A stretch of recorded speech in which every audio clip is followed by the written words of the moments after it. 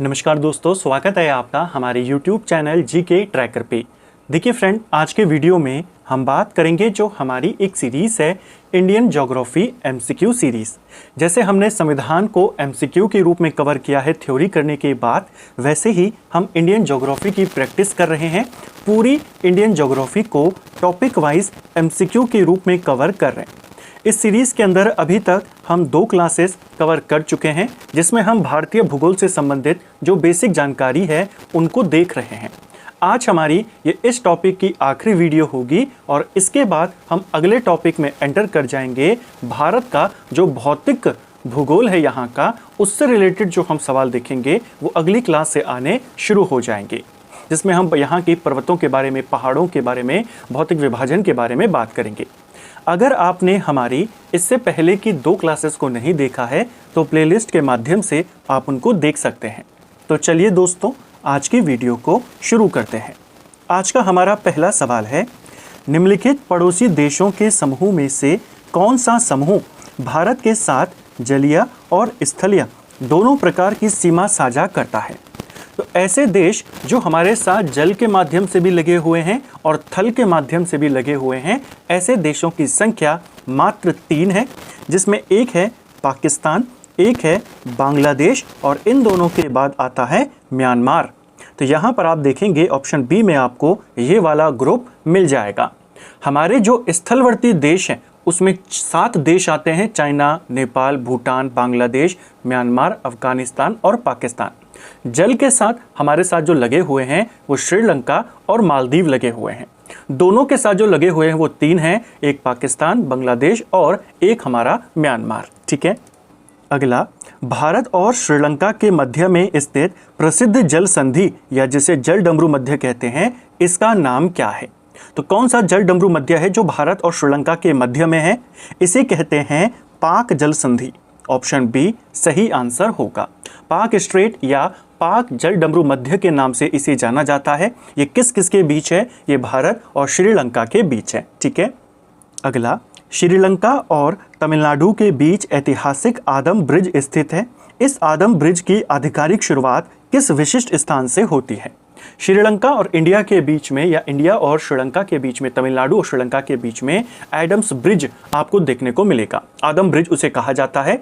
और ये कहाँ से शुरू होता है? ये शुरू होता है धनुषकोडी से। ऑप्शन सी सही आंसर हो जाएगा। ठीक है। अगला, तमिलनाडु और श्रीलंका के बीच स्थित आदम ब्रिज का ही एक हिस्सा पंबन द्वीप है। इस पंबन द्वीप पर कौन सा प्रसिद्ध धार्मिक या भौगोलिक स्थल स्थित है? तो यहीं पर हमारा पंबन द्वीप आता है और पंबन द्वीप पर एक काफ़ी फेमस धार्मिक स्थल है जिसे हम रामेश्वरम कहते हैं।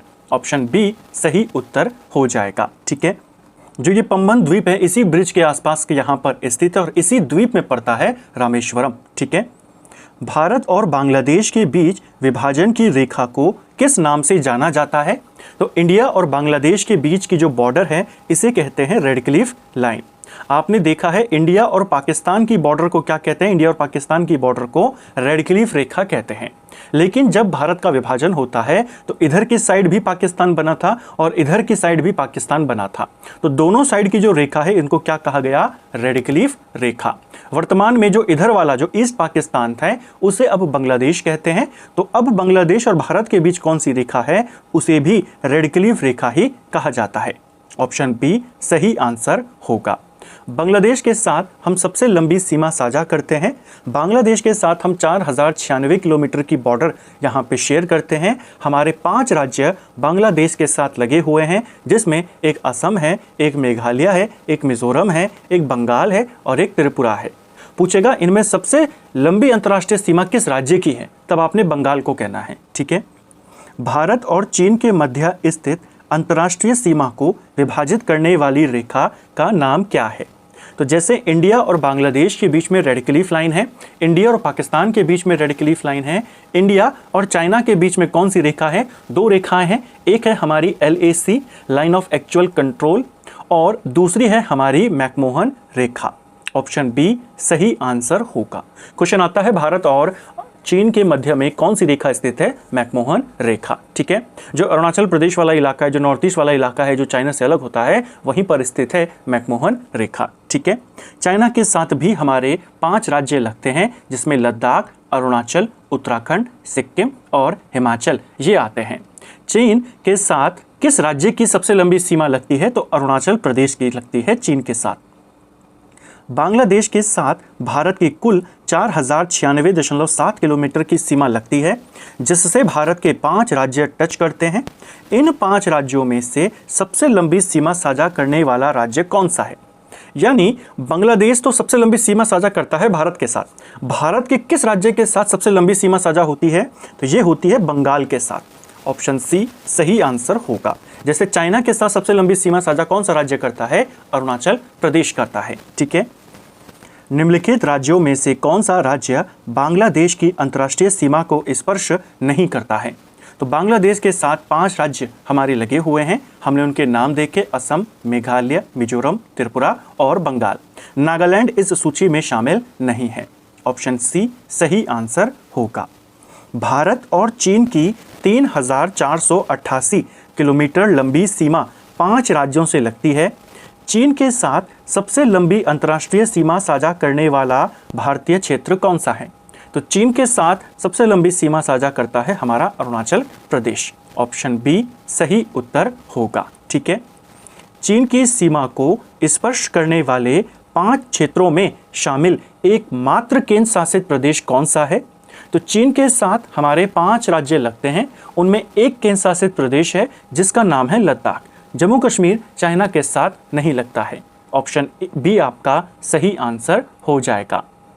पाकिस्तान के साथ भारत की 3323 किलोमीटर की लंबी सीमा लगती है, जिसे रेड क्लिफ रेखा कहा जाता है। पाकिस्तान की सीमा से भारत के कुल कितने राज्य और कितने केंद्र शासित प्रदेश लगते हैं? तो देखिए, ऐसे सवाल भी बन सकता है, क्योंकि जैसे हमने देखा पैटर्न क्या है कि सिंपल ही सवाल है, लेकिन उन्हीं को वो डीप में आपसे पूछ ले रहा है या अलग तरीके से पूछ ले रहा है। पूछेगा पाकिस्तान के साथ अभी तक पूछता था कितने राज्य लगते थे, आप कहते थे 5 राज्य लगते हैं। यहाँ पर पूछ लिया उन 5 राज्यों में कितने राज्य और कितने केंद्र शासित प्रदेश है वर्तमान में। तो आपको अगर पता है कि कौन कौन से लगते हैं तो आप बता देंगे। पाकिस्तान के साथ लगता है राजस्थान। राजस्थान पाकिस्तान के साथ सबसे लंबी सीमा साझा करता है। राजस्थान के बाद गुजरात भी पाकिस्तान के साथ लगता है, पंजाब पाकिस्तान के साथ लगता है, जम्मू कश्मीर लगता है और लद्दाख लगता है। अब आप देखेंगे 3 राज्य हैं और 2 केंद्र शासित प्रदेश हैं, यानी ऑप्शन बी हमारा सही आंसर होगा। नेपाल के साथ भारत की 1751 किलोमीटर सीमा लगती है, जिससे 5 राज्य जुड़े हुए हैं। इनमें से किस राज्य की सीमा नेपाल के साथ सबसे लंबी है? चीन के साथ अरुणाचल, पाकिस्तान के साथ राजस्थान, बांग्लादेश के साथ बंगाल, नेपाल के साथ सबसे लंबी सीमा साझा करता है बिहार। ऑप्शन बी सही उत्तर होगा। नेपाल से हम लगभग 1750 किलोमीटर की बॉर्डर लगाते हैं। 5 राज्य हमारे लगते हैं नेपाल के साथ भी, जिसमें यूपी, उत्तराखंड, इसके अलावा बिहार, बंगाल और सिक्किम आते हैं। ठीक है, निम्नलिखित में से कौन सा भारतीय क्षेत्र नेपाल और भूटान दोनों की अंतर्राष्ट्रीय सीमाओं को अलग अलग स्पर्श करता है? यानी कौन सा राज्य है हमारा जो नेपाल के साथ भी लगा हुआ है और जो भूटान के साथ भी लगा हुआ है? नेपाल के साथ हमारे 5 राज्य लगे हैं, जिसमें यूपी है, इसके अलावा उत्तराखंड है, इसके अलावा बिहार है, हमारा पश्चिम बंगाल है और साथ में सिक्किम आता है। ठीक है, भूटान के साथ कौन कौन लगे हुए हैं? भूटान के साथ 4 राज्य लगे हैं, जिसमें एक असम है, एक हमारा अरुणाचल प्रदेश है, एक हमारा बंगाल है और एक हमारा सिक्किम है। अब आप देखेंगे यहाँ पे सिक्किम और बंगाल है, यहाँ पर भी सिक्किम और बंगाल हैं। विकल्पों में आपको क्या दिया गया है? केवल सिक्किम। तो इसी को आपने टिक करना है, यही आपका आंसर है। ऑप्शन सी सही उत्तर होगा। म्यांमार के साथ भारत की 1643 किलोमीटर लंबी सीमा लगती है, जिससे भारत के 4 राज्य स्पर्श करते हैं। इन 4 राज्यों में सबसे ज़्यादा सीमा किसकी है? तो म्यांमार के साथ सबसे लंबी सीमा कौन सा राज्य बनाता है? ये अरुणाचल प्रदेश बनाता है। अरुणाचल प्रदेश चाइना के साथ भी और म्यांमार के साथ भी सबसे लंबी सीमा साझा करता है। अरुणाचल प्रदेश के बाद म्यांमार से नागालैंड लगा हुआ है, मणिपुर लगा हुआ है और मिजोरम लगा हुआ है। भारत की सबसे छोटी अंतर्राष्ट्रीय सीमा अफगानिस्तान के साथ लगती है। इस सीमा को स्पर्श करने वाला एकमात्र भारतीय क्षेत्र कौन सा है? अफगानिस्तान के साथ हम केवल 106 किलोमीटर की सीमा साझा करते हैं, जो कि वर्तमान में पीओके में पड़ता है। ठीक है, ये पीओके वर्तमान में किस राज्य या केंद्र शासित प्रदेश के साथ जुड़ा हुआ है? ये जुड़ा हुआ है लद्दाख के साथ। ऑप्शन बी हमारा सही आंसर होगा। भारत का वह कौन सा एकमात्र केंद्र शासित प्रदेश है जो 3 अलग अलग देशों, चाइना के साथ, पाकिस्तान के साथ, अफगानिस्तान के साथ अंतर्राष्ट्रीय सीमा को स्पर्श करता है? तो 3 इंटरनेशनल बॉर्डर से लगा हुआ है लद्दाख। ऑप्शन बी सही आंसर होगा। निम्नलिखित कथनों पर विचार करें और गलत कथन की पहचान करें। म्यांमार के साथ भारत के 4 राज्य लगे हुए हैं। अब देखिए संख्या के पे आ गया। जो हमारे टॉप 4 के देश है जिसके साथ हम सीमा साझा करते हैं, उसमें चाइना है, पाकिस्तान, बांग्लादेश और नेपाल। इनके साथ हमारे 5-5 राज्य लगते हैं। ठीक है, इसके बाद आता है म्यांमार और भूटान, इनके साथ 4-4 राज्य लगते हैं, और फिर अफगानिस्तान, उसके साथ एक ही राज्य हमारा लगता है। तो 4 के साथ 5 राज्य लगते हैं जो टॉप 4 देश हैं। 2 देश जिसमें भूटान और म्यांमार हैं, इनके साथ 4-4। चलिए अब देखते हैं कथन। म्यांमार की सीमा से भारत के 4 राज्य लगते हैं, सही है। भूटान से भी 4 राज्य लगते हैं, सही है। नेपाल से 4 राज्य नहीं लगते, नेपाल से 5 लगते हैं। तीसरा वाला आपका गलत है, यही आपने बताना था। भौगोलिक अवस्थिति के अनुसार भारत के ग्रेट निकोबार और इंडोनेशिया के सुमात्रा द्वीप को एक दूसरे से पृथक करने वाले चैनल का नाम क्या है?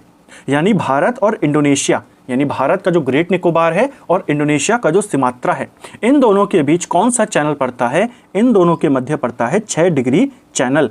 इसको आपने याद रखना है। ऑप्शन बी सही उत्तर होगा। हमने भारत के अंतर्राष्ट्रीय सीमाओं को लेकर यहाँ पे पूरी प्रैक्टिस करी। अब हम जो प्रमुख जल संधियाँ हैं, प्रमुख चैनल हैं, जल डमरू मध्य हैं, उनकी बात करेंगे। तो इंडिया और इंडोनेशिया के मध्य में कौन सा चैनल पड़ता है? 6 डिग्री चैनल। ठीक है, भारत के प्रसिद्ध मिनिकॉय द्वीप और मालद्वीप के बीच गुजरने वाले अक्षांशीय चैनल की पहचान करें। यानी भारत और मालदीव के मध्य में कौन सा चैनल पड़ता है? यहाँ पर पड़ता है हमारा 8 डिग्री चैनल। अलग अलग चैनल्स यहाँ पर होते हैं, जैसे 6 डिग्री चैनल इंडिया और इंडोनेशिया के बीच है, यानी ग्रेट निकोबार और सुमात्रा। 8 डिग्री चैनल मालदीव और मिनिकॉय के बीच है। जो मिनिकॉय है वो लक्षद्वीप समूह का पार्ट है, लेकिन लक्षद्वीप जो है वो बहुत सारे हमारे द्वीपों से मिलकर बना है, उन्हीं में से एक है हमारा मिनिकॉय। मिनिकॉय मुख्य लक्षद्वीप से किस चैनल के माध्यम से अलग होता है? तो 9 डिग्री चैनल। जो 9 डिग्री चैनल है वो मिनिकॉय द्वीप को लक्षद्वीप के मध्य अलग करता है, यानी दोनों के मध्य में स्थित है। इसके बाद आता है सबसे फेमस चैनल 10 डिग्री चैनल। जो 10 डिग्री चैनल है हमारा, ये अंडमान और निकोबार इन दोनों के मध्य में स्थित है। अब आप जानते हैं हमने जब थ्योरी की क्लास को कवर किया था डिटेल में, आगे जब हम भारत के द्वीपों के बारे में पढ़ेंगे वहाँ पर भी कवर करेंगे। जो अंडमान निकोबार है ये भी द्वीप समूह है। अंडमान एक अलग द्वीप है, निकोबार एक अलग द्वीप है। इन दोनों के मध्य में कौन सा चैनल है? इन दोनों के मध्य में 10 डिग्री चैनल है। तो क्वेश्चन आता है अंडमान और निकोबार के मध्य में कौन सा चैनल है? 10 डिग्री। अब कौन सा अंडमान है और कौन सा निकोबार है? तो लघु अंडमान और कार निकोबार, इन दोनों के मध्य में स्थित है हमारा 10 डिग्री चैनल। अंडमान और निकोबार के अंतर्गत लघु अंडमान को कार निकोबार से अलग करने वाला फेमस चैनल कौन सा है? यह है हमारा 10 डिग्री चैनल। ऑप्शन बी हमारा सही उत्तर होगा। भारत के सुदूर दक्षिणी बिंदु इंदिरा पॉइंट और इंडोनेशिया के मध्य कौन सा प्रमुख चैनल जल मार्ग प्रदान करता है? तो इंडिया का जो सबसे दक्षिणतम बिंदु है इंदिरा पॉइंट, इसके और इंडोनेशिया के मध्य में कौन सा चैनल है? ग्रेट चैनल है। ऑप्शन बी सही आंसर हो जाएगा। भारत के पाक अधिकृत कश्मीर क्षेत्र और अफगानिस्तान के मध्य की अंतर्राष्ट्रीय सीमा रेखा को किस नाम से पुकारा जाता है? तो भारत और अफगानिस्तान के बीच में जो सीमा रेखा है इसको कहा जाता है डूरंड रेखा। ऑप्शन बी सही आंसर होगा। बेसिकली जो डूरंड रेखा थी ये ब्रिटिश काल में भारत और अफगानिस्तान के मध्य में खींची गई थी। वर्तमान में ये जो रेखा है ये पाकिस्तान और अफगानिस्तान के मध्य में स्थित है। ठीक है, भारत के उत्तर पूर्वी राज्य त्रिपुरा और पड़ोसी देश बांग्लादेश के बीच की अंतर्राष्ट्रीय सीमा को एक विशिष्ट नाम दिया गया है। ये नाम क्या है? तो त्रिपुरा जो है वो 3 साइड से बांग्लादेश के साथ घिरा हुआ है और इसकी बॉर्डर जो है जो बांग्लादेश के साथ लगती है, इसको क्या नाम दिया गया है? वैसे तो रेड क्लिफ रेखा इसको कहा जाता है, आपने उसको याद रखना है। लेकिन अगर पर्टिकुलर बात करें त्रिपुरा और बांग्लादेश के बीच जो सीमा लगी, क्योंकि त्रिपुरा 3 ओर से बांग्लादेश से घिरा हुआ है, इसको एक विशिष्ट नाम भी दिया गया, इसे जीरो लाइन भी कहते हैं। ऑप्शन बी सही आंसर होगा। क्वेश्चन आएगा जीरो लाइन किस किस के मध्य में है? त्रिपुरा और बांग्लादेश। ठीक है, निम्नलिखित युग्मों में से कौन सा एक सही युग्म सुमेलित नहीं है? तो कौन सा सही नहीं है? देखिए, 6 डिग्री चैनल ग्रेट निकोबार और सुमात्रा को अलग करता है, ये सही है आपका। 8 डिग्री चैनल मालदीव मिनिकॉय को करता है, ये भी सही है। 9 डिग्री चैनल लघु अंडमान और कार निकोबार को करता है, गलत है। अंडमान और निकोबार को करता है 10 डिग्री चैनल। अब पर्टिकुलर भी पूछता है क्योंकि अंडमान अलग अलग हैं, लघु अंडमान है, इसके अलावा बड़ा अंडमान है, तो अलग अलग हैं। कार निकोबार, ग्रेट निकोबार ये भी अलग अलग है। तो ये लघु अंडमान और कार निकोबार को अलग करता है 10 डिग्री, ना कि 9 डिग्री। तो ये गलत है, आपका गलत बताना था। ग्रेट चैनल इंदिरा पॉइंट और इंडोनेशिया को अलग करता है, ये वाला आपका सही यहाँ पे हो जाएगा, तो इसको भी याद रखना है। तो फ्रेंड्स, ये था हमारा आज का वीडियो जिसमें हमने इंडियन ज्योग्राफी के इम्पॉर्टेंट सवालों को यहाँ पे देखा। भारतीय भूगोल का जो बेसिक था उसको हमने कंप्लीट किया, टॉपिक हमारा कंप्लीट हुआ। अब हम भारत का जो भौतिक विभाजन है, यहाँ के पर्वतों के बारे में, पहाड़ों के बारे में, हिमालय की श्रेणियों के बारे में MCQ करेंगे हमारी अगली क्लास से। उसमें भी हम ऐसे ही डिटेल से ज्योग्राफी को कवर करते हुए चलेंगे। उम्मीद करता हूँ आपको आज का वीडियो पसंद आया होगा। अगर आपको ये वीडियो पसंद आई है तो वीडियो को लाइक करें, चैनल पर नए हैं चैनल को सब्सक्राइब करें, अपने दोस्तों के साथ शेयर करें। वीडियो आपको कैसा लगा कमेंट बॉक्स में हमें ज़रूर बताएं। Thank you friends.